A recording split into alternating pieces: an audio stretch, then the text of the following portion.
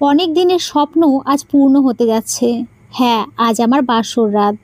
আমার বউ নববধূ সেজে অপেক্ষা করছে আমার জন্য। খুব এক্সাইটেড হয়ে রুমে প্রবেশ করি। হঠাৎ থমকে দাঁড়ায় ওর কাণ্ড দেখে। সে খাটের উপরে দাঁড়িয়ে কি যেন করছে।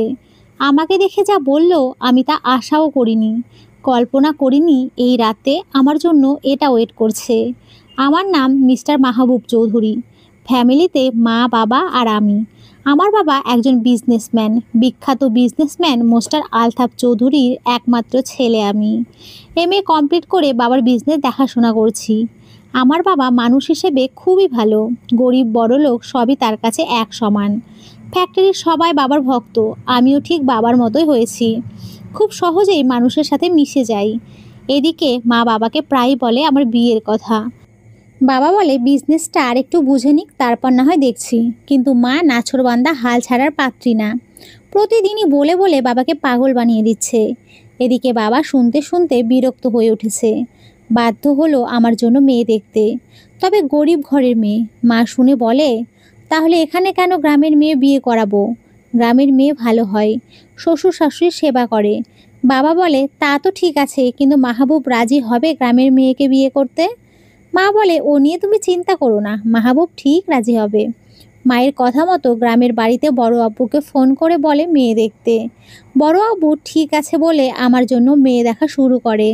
প্রায় 2 মাস পর বড় আব্বু বাবাকে ফোন করে বলে, হ্যাঁ রে ছোট, তুই যেরকম মেয়ে চেয়েছিস তেমন একটা মেয়ে পাওয়া গেছে। মেয়েটা এতিম বুঝলি, মা বাবা নেই। নানার বাড়িতে মামা মামির কাছে মানুষ হয়েছে। দেখতে ভারী সুন্দর, একবার দেখলেই চোখ জুড়িয়ে যায়। শুধু সমস্যা একটাই। বাবা বলে কিসের সমস্যা? বড় আব্বু বলেন মেয়েটা তেমন পড়াশোনা করেনি, কোনো রকম এসএসসি কমপ্লিট করেছে, চাইলে মাহবুবকে নিয়ে এসে দেখতে পারিস। বাবা বলল পড়াশোনা ম্যাটার করে না, মেয়েটা ভালো হলেই হবে। আমরা আগামী সপ্তাহে আসছি মেয়ে দেখতে। সেই কথা মতোই 1 সপ্তাহ পর আজ আমরা গ্রামের বাড়িতে যাচ্ছি। বাবা মা আমাকে সব খুলে বলেছে। আমি বললাম যেমনটা আপনাদের পছন্দ, আমার কোনো আপত্তি নেই। আমি মনে মনে খুব এক্সাইটেড, কারণ মায়ের মুখে শুনেছি মেয়েটা নাকি খুবই সুন্দরী।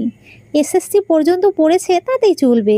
এসব ভাবতে ভাবতে গ্রামের বাড়িতে এসে হাজির হলাম। গাড়ি একদম আমাদের বাড়ির ভেতরে প্রবেশ করেছে। গ্রামের বাড়িতে শুধু বড় আব্বু এবং তার ফ্যামিলি থাকে। ছোট ফুপুর বিয়ে হয়ে গেছে পাশের গ্রামে। বড় আব্বুর 2 ছেলে। বড় ছেলে সিঙ্গাপুরে থাকে, আর ছোট ছেলে সে আমার সমবয়সী। স্কুল টিচার, গ্রামের হাই স্কুলে পড়ায়। বছরে একবার অন্তত আমরা গ্রামের বাড়িতে আসি। সেই সুবাদে এখানে কয়েকজন বন্ধু জুটেছে। আমি আসবো শুনে সবাই আগে থেকে হাজির। অনেক দিন পর 5 বন্ধু একসাথে হলাম। আনন্দের যেন শেষ নেই। রাকিব আমার জ্যাঠাতো ভাই। সে বলে, কিরে তোর তো বিয়ের ফুল ফুটে গেছে, মনে নিশ্চয় খুশির লাড্ডু ফুটছে। একে একে সবাই বলতে থাকে। আমি বললাম, কি শুরু করেছিস বলতো তোরা? কোথায় এসেছি একটু ঘুরতে বের হব, তা না আমার পিছনে লেগে আছিস। এই বলে 5 বন্ধু বেরিয়ে গেলাম। পেছন থেকে মা ডেকে বলল, কিরে কোথায় যাচ্ছিস? সবে তো এলি, একটু জিরিয়ে নে। আমি আসছি বলেই চলে গেলাম। পরের দিন সকালের দিকে আমরা গেলাম মেয়ে দেখতে। মেয়ের নানার বাড়িতে পৌঁছানোর পর আমাদেরকে সম্মানের সাথে বাড়ির ভেতরে নিয়ে বসালো। কিছুক্ষণ পর মেয়েকে অতি সামান্য সাজিয়ে আমাদের সামনে এনে বসায়। সত্যি বলতে রূপের প্রশংসা করে শেষ করা যাবে না। আল্লাহ যেন নিজের হাতে গড়েছে ওকে, চোখ সরাতে পারছিলাম না। হয়তো আমাকে ওভাবে দেখে সবাই বলছে, কি নির্লজ্জ ছেলে রে বাবা। মেয়েকে দেখে আমার মা বাবার খুবই পছন্দ হলো। তাই দেরি না করে বিয়ের দিন ঠিক করলো। আগামী বৃহস্পতিবার বিয়ে, তবে গ্রামের বাড়িতেই হবে। সেটা অনুরোধ রাখেন মেয়ের মামা। মা বাবা সম্মতি জানায়। সেই অনুযায়ী গ্রামের বিয়ের আয়োজন করা হয়। আমার হবু বউয়ের নাম রূপসা আক্তার। নামের মতোই রূপসী ললনা, যে কিনা এক নজরেই আমার মন কেড়েছে। 2 দিন পর বিয়ে, তাই সামান্য আয়োজনই করা হয়েছে।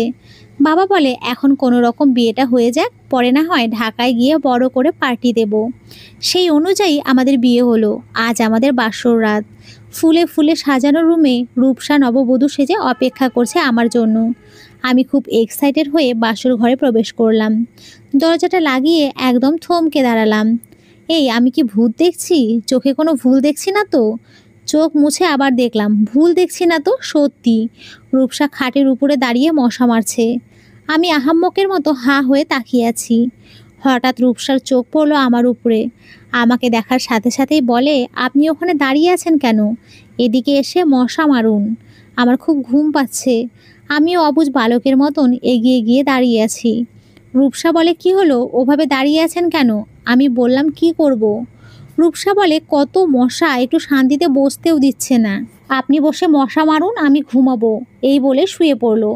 আমি বললাম, কয়েল জ্বালিয়ে দিই। রূপসা বলে, না, কয়েলের গন্ধটা আমার ভালো লাগে না, তার চেয়ে বরং আপনি মশা তাড়ান। এই বলে চোখ বন্ধ করে শুয়ে পড়লো। আমি তো অবাক।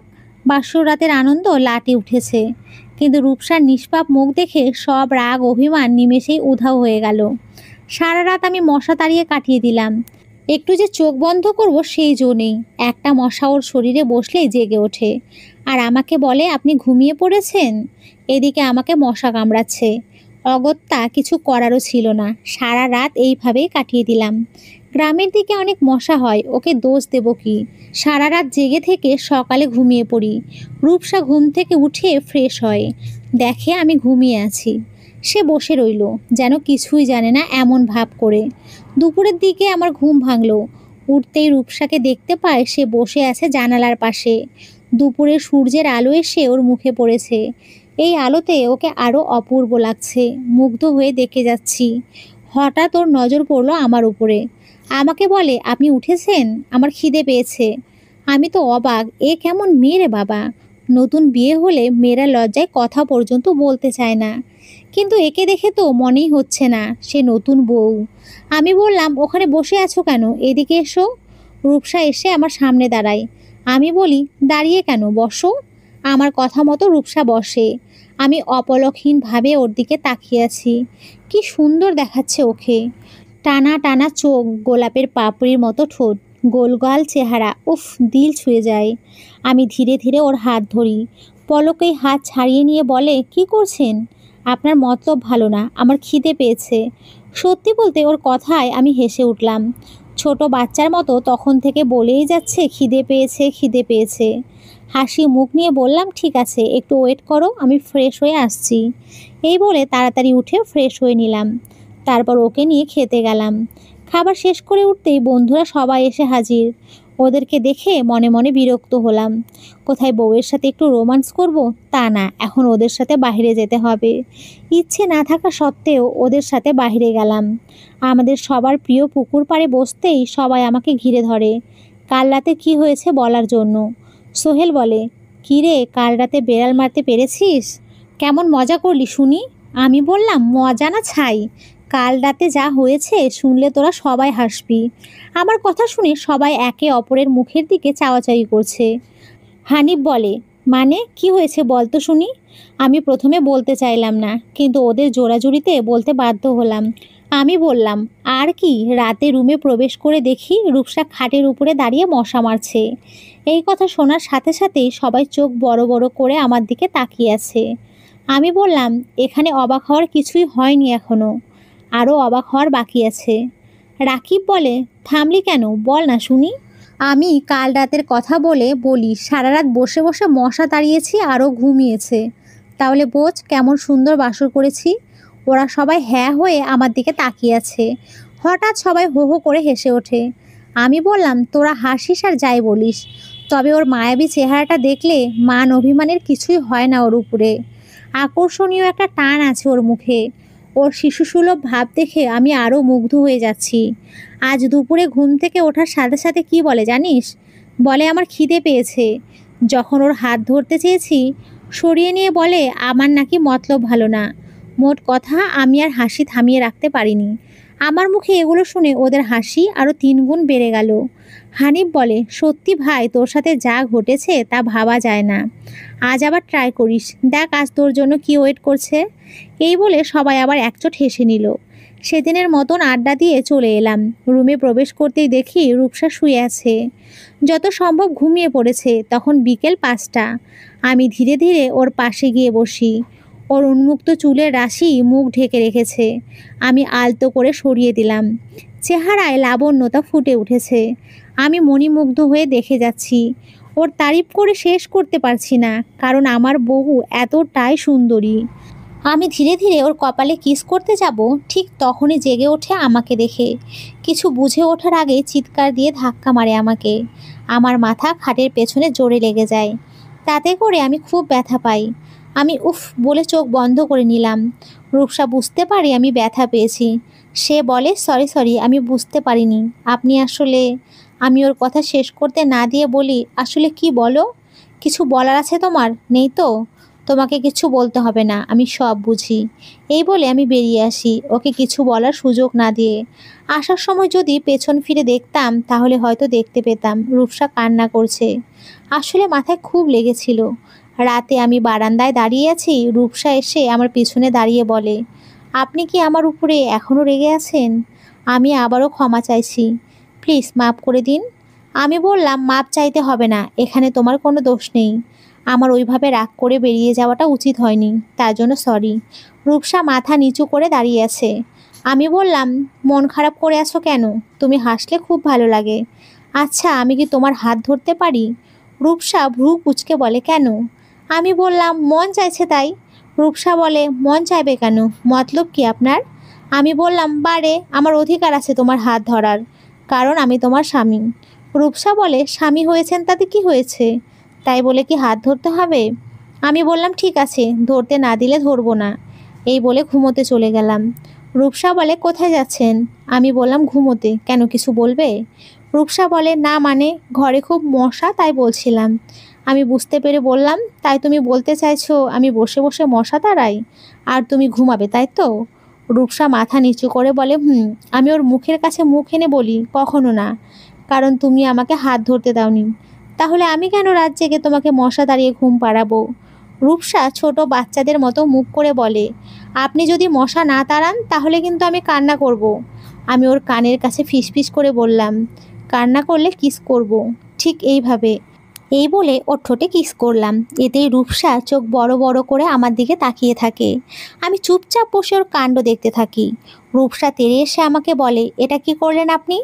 আমি বললাম, কেন, দেখতে পাওনি? আবার করে দেখাবো? রূপসা বলে, খবরদার, একদম না। আমি বললাম, তুমি তো জানতে চাইলে আমি কি করলাম। রূপসা বলে, আসলে আপনার সাথে কথা বলাই বেকার। এই বলে আমার পাশে শুয়ে পড়ে বলে, মশা তাড়ান, আমি ঘুমোবো। অগত্যা কি করার, বসে বসে মশা তাড়ালাম। এভাবে কোনো রকমে 1 সপ্তাহ কেটে গেল গ্রামে। আজ ঢাকায় ফিরবো, সবার থেকে বিদায় জানিয়ে গাড়িতে গিয়ে বসলাম। সেখানে আরেক কাণ্ড, রূপসা গাড়িতে চড়তে পারে না, ওর নাকি মাথা ঘোরে। আমি বললাম, কিচ্ছু হবে না, তুমি বরং আমার কোলে মাথা রেখে শুয়ে পড়ো, দেখবে কিচ্ছু হবে না। নিষ্পাপ বাচ্চার মতো আমার কোলে মাথা রেখে শুয়ে পড়ে। আমি ওর মাথায় হাত বুলিয়ে দেই। এক সময় ঘুমিয়ে পড়ে। গাড়ি যখন বাড়ির ভেতরে প্রবেশ করে থামে, ঠিক তখনই ওর ঘুম ভাঙে। চোখ মুছে নিয়ে বলে, গাড়ি থামলো কেন, আমরা কি এসে গেছি? আমি মুচকি হেসে বললাম, হ্যাঁ, আমরা চলে এসেছি। গাড়ি থেকে নেমে বাড়িটা দেখে বলে, এত বড় বাড়ি? আমি বললাম, হ্যাঁ, আজ থেকে তুমি এখানেই থাকবে। তারপর ওকে নিয়ে বাড়ির ভেতরে প্রবেশ করি। বাড়ির বাহিরে দেখে যতটা না অবাক হয়নি, তার চেয়ে বেশি অবাক হলো বাড়ির ভেতরটা দেখে। সুসজ্জিত পুরো বাড়ি, দামি দামি আসবাবপত্র। ওর চোখ ধাঁধিয়ে গেল, সেটা ওর চোখ মুখ দেখেই বোঝা যায়। মা বাবা এতটা রাস্তা জার্নির ফলে ক্লান্ত হয়ে পড়েছে, তাই নিজেদের রুমে চলে গেলেন। আমি রূপসাকে নিয়ে আমার রুমে যাই। রূপসা গ্রামের মধ্যবিত্ত ফ্যামিলির মেয়ে, আগে কখনো এসব কিছু দেখেনি। রুমে প্রবেশ করে আমাকে বলে, আমি এখানে থাকবো, এটা আমার রুম? আমি বললাম, আমার না, আমাদের, এটা আমাদের দুজনের রুম। এর প্রতি উত্তরে রূপসা কিছুই বলল না। আমি তাকে ফ্রেশ হয়ে নিতে বললাম। রাতে খাবারের পর বারান্দায় বসে আছি। আমার সাথে রূপসাও বসেছিল। বাহিরে চাঁদের আলো জ্যোৎস্না ছড়াচ্ছে, আকাশের তারাগুলো মিটমিট করে জ্বলছে। আমি বললাম, বাহিরের দৃশ্য খুবই সুন্দর, তাই না? ছাদে যাবে দেখতে? রূপসা বলে, না, আমার ভয় লাগে রাতে ছাদে যেতে। আমি বললাম, ভয় কিসের, আমি আছি তো, চলো, কিচ্ছু হবে না। এক প্রকার জোর করে ছাদে নিয়ে গেলাম, কারণ চাঁদনি রাতটা ওর সাথে উপভোগ করতে চাই। ছাদে গিয়ে আমরা পাশ থেকে নড়ছে না। আমি বললাম, ভয় পাচ্ছ কেন? রূপসা বলে, আমার অন্ধকারে ভয় লাগে।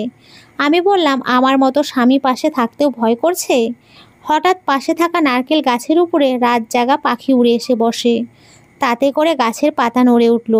এতেই রূপসা ভয় পেয়ে আমাকে জাপটে ধরে। আমিও সুযোগটা হাতছাড়া করলাম না, তাই শক্ত করে জড়িয়ে ধরলাম। কথায় আছে না, সুযোগের সৎ ব্যবহার। বুঝতে পারলাম ও খুব ভয় পেয়েছে, এত সহজে ছাড়বে না আমাকে। এই সুযোগে ওর কপালে কিস করলাম, দেখি নড়চড় নেই, তাই ধীরে ধীরে পুরো মুখে কিস করতে থাকি। রূপসা বলে, কি করছেন আপনি?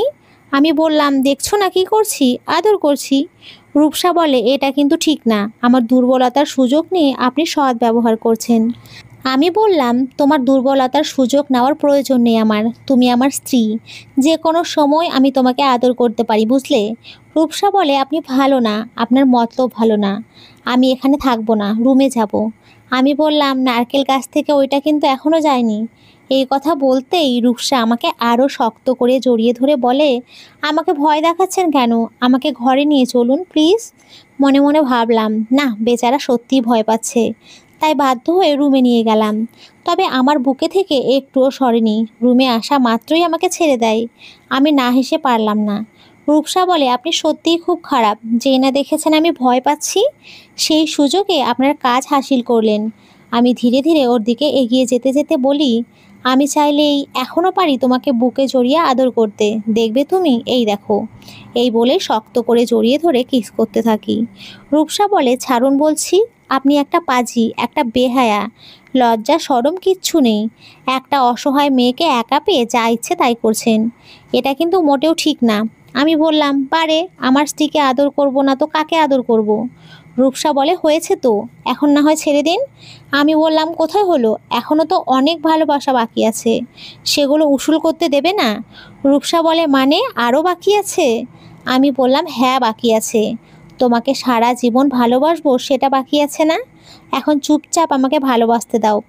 1 সপ্তাহ আমাকে বঞ্চিত করেছো ভালোবাসা থেকে, সারা রাত মশা তাড়িয়েছি, এখন ভালোবাসার পালা, তাই চুপচাপ থাকো। রূপসা বলে, চুপচাপ থাকো মানে? কি করবেন আপনি? আমি বললাম, কি করব জানো, তোমার সারা অঙ্গে আদর করে ভরিয়ে দেব, চলো সেটাই দেখাই তোমাকে। রূপসা বলে, না না, আমার লাগবে না, আমি ঘুমোবো। আমি বললাম, আগে আদর করতে দাও, তারপর ঘুম। এই বলে ওকে কথা বলার সুযোগ দিলাম না। ঠোঁট দুটো আমার ঠোঁটের দখলে নিয়ে নিলাম। পরিতৃপ্তির শান্তিতে রূপসা চোখ বন্ধ করে নিল। ধীরে ধীরে আমি ওকে খাটে শুইয়ে দিলাম, কিন্তু রূপসা বারবার বাধা দিচ্ছে আমাকে।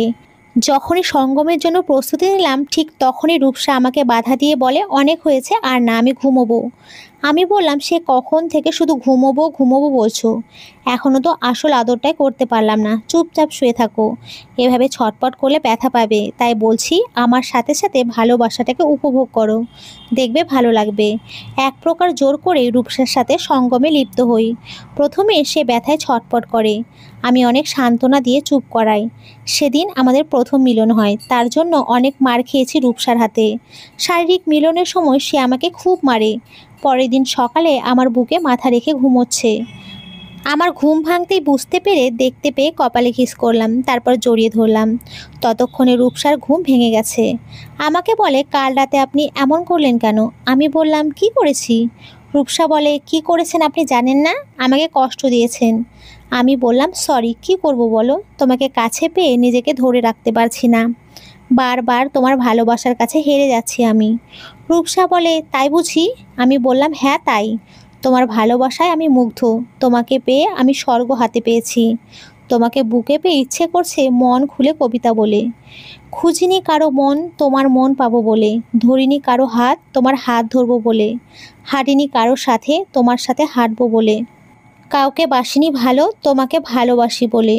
আই লাভ ইউ, বুঝলে আমার অবুঝ বউ? রূপসা আমার দিকে ফ্যাল ফ্যাল করে তাকিয়ে আছে। আমি বললাম, তুমি আমাকে ভালোবাসো? রূপসা বলে, ভালোবাসা কি? আমি মুচকি হেসে বললাম, ভালোবাসা হচ্ছে একে অপরের খেয়াল রাখা, ভালোবাসা হচ্ছে একে অপরের প্রতি বিশ্বাস রাখা, ভালোবাসা হচ্ছে একে অপরের সঙ্গ দেওয়ার, ভালোবাসা হচ্ছে একে অপরকে ভালোবেসে সারা জীবন কাটিয়ে দেওয়া, ভালোবাসা হচ্ছে অফুরন্ত, যেটা করে বা বলে শেষ করা যায় না। এবার বুঝেছো? রূপসা বলে, বুঝেছি, তবে একটু একটু। আমি হো হো করে হেসে উঠলাম। বললাম, পরে আস্তে আস্তে তোমাকে শিখিয়ে দেব কিভাবে ভালোবাসতে হয়।